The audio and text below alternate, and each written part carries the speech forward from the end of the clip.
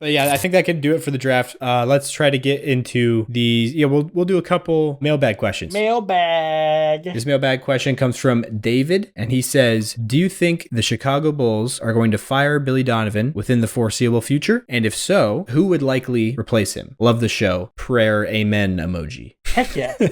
I think yes, but it won't be like a firing. It'll be like, I want to be done. I don't want to coach young people and you're going to blow it up. That's the only reason I came here. Let me leave. The exact same way he left Oklahoma City. Identically. Yeah. Sorry, that was honestly, I didn't think us to be both on the same step of like, I know it's over. They got rid of Caruso, like a Billy Donovan type of guy. I think this question came in before that trade. Oh, probably. But still, like, my answer would have been the same back then, but even more sure now that I feel like the Bulls do feel like they are going in that direction, getting younger. I think Giddey was a good return for them. I've heard some people say like it's wild that like they didn't get a first round pick along with Giddey, considering how many picks OKC has and how they were saying back at the trade deadline that they wanted 1 first round pick and a good young player, or 2 first round picks back for Alex Caruso. I think the like part of the biggest reason this feels wrong is because of 2 things. How perfect the Caruso fit is for what the Thunder needed, almost like inflated Caruso's value in people's brains. And then Giddey was in such the worst possible situation for him to be in. It has like cut his value to a level way lower than it should be. I agree. To people looking on the outside. Like Giddey is still going to be a pretty good player. Like he's one of the best passers in the league. He just has that skill already. And so like putting him on a team where he is the primary guy and then is getting it out to other people instead of you were getting diminishing returns. Yeah, for sure. Because minutes they were both on the court, you essentially were just like cutting one of their productions to like 20% of what was possible. And you're not going to do that to the guy that could mess around and win MVP next year. Yeah. You're just not going to do that. And Shea's not like a great shooter, like off the ball. So he's not like a guy that's really adding a lot of value, being set up as like kind of playing the shooting guard role where he's coming off of an action and getting set up where a playmaker can get him the ball in a spot. Like not having the 3-point shot ability. Neither of them can do that. Yeah, like exactly. Shea's not great. Giddey is dog water. Like that's like the one part where you're like, you try on defense at least. You're a great passer, great finisher around the rim. You find the right guy, great feel for the game. Just make yourself a 31.5%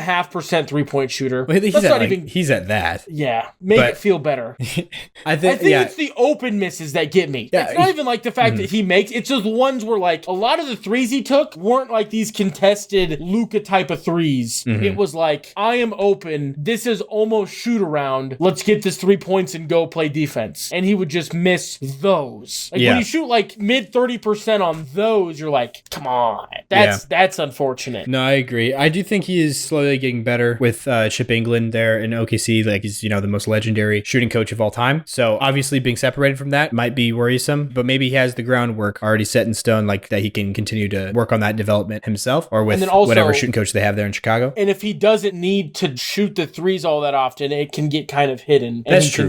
But I do think he was on an upward trend though. Like his rookie season, he shot 26%, but then in his second year, he was 32.5%. And then his last year was 33.7%, so he was ramping it up a little bit. And I think towards the end, it felt a little bit more like you can't just always leave him. He's more like Aaron Gordon, where it's like sometimes he can. There's nights where he's cooking. Yeah. So I really like him in Chicago because Kobe White is way more of a shooting guard than Shea or Giddey could be, because Kobe White feels more like the type of guy that even though he's a combo guard, can play point guard and run pick and rolls, like he can do all that whenever you want him to. He's a guy that feels like he's optimized even more as somebody who's like what I just said, coming off of a screen, getting set up where he can shoot or attack a closeout and then kind of do something in ISO, get him touches, get him the ball in spots that he's not the one bringing the ball up the floor and trying to get into everything himself. I think that him and Giddey could have a mutually beneficial relationship there. And I think will just work a lot better than having Shea, who's like really one of the most ball dominant just because of his play style. It kind of requires him to be super ball dominant. And Kobe White is, even though he's like a bucket and feels like a guy that's like I don't pass, I'm a Kobe type of guy. He is kind of that guy that needs to be set up sometimes in some ways and can play off ball. And I think he's grown in that since he's gotten there. I think that was like part of the big leap he made this year was obviously the minutes and the opportunity inflation, as well as the like being able to play off of everyone else more. Because like that's another thing that it takes people some years to learn sometimes. Like all of these guys for a lot of their life have just been the best player by like miles on their team. Yeah. Like, and it's not close. So then like when they get to college, there's like people that are closer to him, but like sometimes they're still the best player. Like Kobe White was probably still the best player on that UNC team. So then you go to the NBA where you are like the 10th and like they just have to figure out that like, oh, I need to be like a different, like just rewire your brain. There's a couple people that are good enough to not have to do that, but there's not a lot of them. No, for sure. But yeah, to answer your question though, Billy Donovan, I feel like might very well be on the way out right now. Who knows? I wouldn't be surprised either way, I guess, if he does decide to stick around, because I also wouldn't be surprised if the Bulls decide to make the wrong decision and just do like a little bit of a fringe rebuild where they just trade off of Caruso and they trade off of Levine and try to re-sign DeRozan and try to like get something together to keep staying in the middle, getting the 8th seed every year, 9th seed at best, Just somewhere in there. I'll give them the 6th seed at the absolute top, because I think that's what they got a couple of years ago, if my memory serves me correct, when they got swept by the Bucks in the first round, 3-6 matchup. Yeah, so he could be the guy who gets sent out of there. And then, yeah, the second part of the question is, if so, who would likely replace him? Likely, or who do I think it should be? I guess answer that one. Okay, the name that I keep thinking of, and I haven't said this one yet because I want to see your reaction, is there's a name that they were previously a coach and they no longer are. Ryan Saunders. He's on the Nuggets bench, yeah. He's our defensive coordinator. That's where he's at. He was at Minnesota as the head coach, so why would he go back to the bench of Minnesota? That would be silly. Anyway, I feel like that would be a guy that has probably got to be like in the talks for some position soonish. Maybe, yeah. I was gonna, because he got hired way young. And it was a bit of a legacy hire as well with his dad. Yeah, Flip. Yeah, what he meant to the Timberwolves franchise. The best years by far they've had were under him. So there was a little bit of that going. And then the guy, though, that is on the bench alongside Ryan Saunders right now in Denver, David Adelman, the offensive coordinator. He's the guy that gets brought up a lot more in like the coaching's head coaching carousel. positions. So I could see that one for sure. I wouldn't be surprised by Ryan Saunders either. Or Borrego as another guy that if he somehow comes out of this coaching cycle without a job, please do it, Chicago. Just give him a head coaching job. I'm still confused why he doesn't have one. Yeah, I'm too, honestly. I really liked what he was doing in Charlotte, to be honest. But I think we talked about that last episode. I think when getting fired doesn't make sense. And then you like, even if it's just like a year, okay, they're just kind of like getting back. It just does, nothing makes sense. It doesn't make sense to me.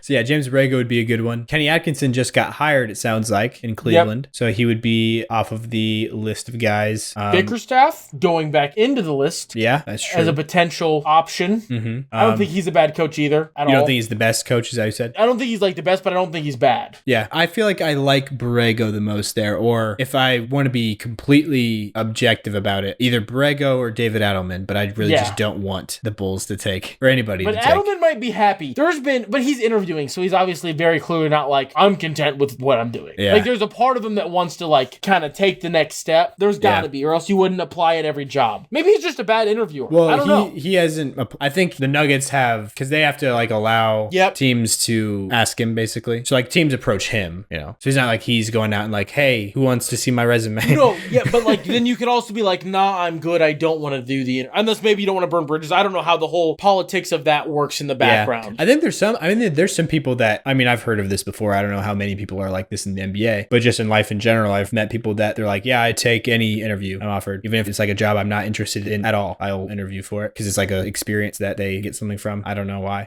So maybe he has that philosophy. I just watched Yes Man for the first time last week. Great movie. It reminded me of that. They end up in Lincoln, Nebraska. Yeah, I was gonna say that. I was so surprised. I've never even heard of that before from this movie. But it was like they had like a 20-minute section of just them going around Lincoln. 20 is a bit strong. No, it's like 20 minutes. Yeah, it's like 20 minutes. They go to the football game, the roller skating museum, then they have a fight in the telephone when they're driving around in the telephone museum. It's not the roller skating museum, it's telephone. And then they're in the airport trying to figure out, like, there's a very long scene in the airport before they leave. Yeah, like where should we go? No, the other way around, like on the way back. That's where they have their falling out. It's like that's not in an airport. That's at like a country road. Well, yeah, that's before the airport. And then he chases her to the airport. No, okay. On the country road, what happens is, it's funny that we're breaking this down, but on the country road, what happens is she asks him if he wants to move in together, and he hesitates, which makes her a little iffy, but they're still fine for the most part. Like, they're still together. She hasn't run off. Like, it's nothing like, oh, I'm running off. Like, that hasn't happened yet. That happens once they're at the airport, and he gets pulled over by, taken by, like, CIA people. I just watched it last week, so,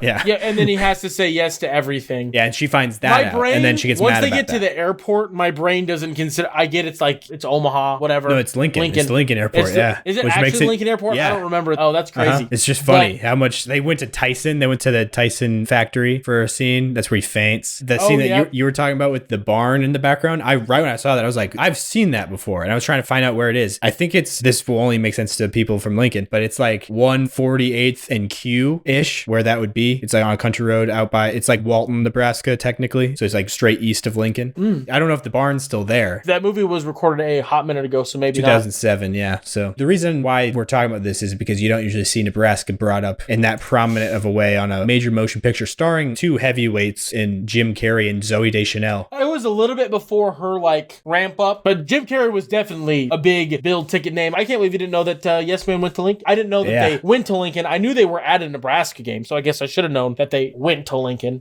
Yeah, they went to the Telephone Museum, the one that was downtown across the street from the mill. Yep, but and it's apparently it just got torn down last year, a year ago. Oh, feels bad. Yeah. But I just know that there was the actual Nebraska-Oklahoma game. Oh, really? They actually, yeah. Nice. But anyways, yeah, the reason I started to talk about that is because I was talking about David Adelman having the philosophy of saying yes to every interview, and he could be a guy that could potentially be the head coach of the Bulls if Billy Donovan does end up having either a mutual agreement to part ways or just straight up gets the can. But yeah, I think the Bulls are in a weird place where it feels like they might be kind of stuck in the middle. There's ways out of it for sure, but I just don't trust the Bulls organization in being able to get themselves out of it in a great way. It feels like they're kind of destined for the middle. But yeah, so that does it for that. The first official mailbag question that we have done here on Hoop Theory.